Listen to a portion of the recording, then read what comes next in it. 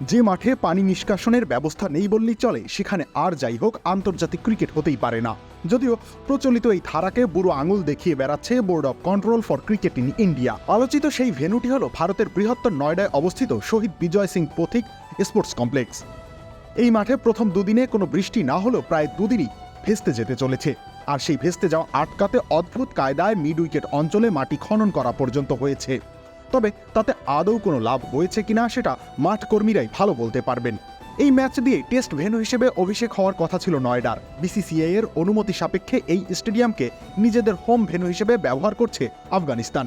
তবে নিউজিল্যান্ডের বিপক্ষে এই টেস্ট ম্যাচ আদৌ আর মাঠে গড়াবে কিনা তা নিয়ে সংশয় থাকছেই।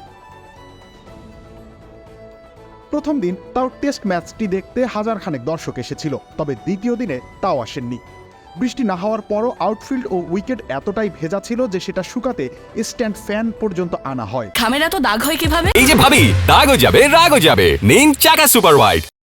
তাতেও কোনো লাভ হয়নি। দ্বিতীয় দিনের চা বিরতি পর্যন্ত খেলোয়াড়রা টিম হোটেলেই ছিলেন।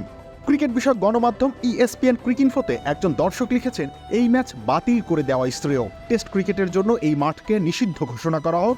ক্রিকেট ভক্তদের আবেগ নিয়ে ছিনিমিনি খেলা হচ্ছে।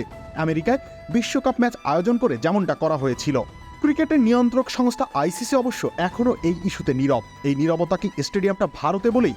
প্রশ্ন হলো, এমন স্টেডিয়ামে কি ভারত নিজেরা খেলতে চাইতো?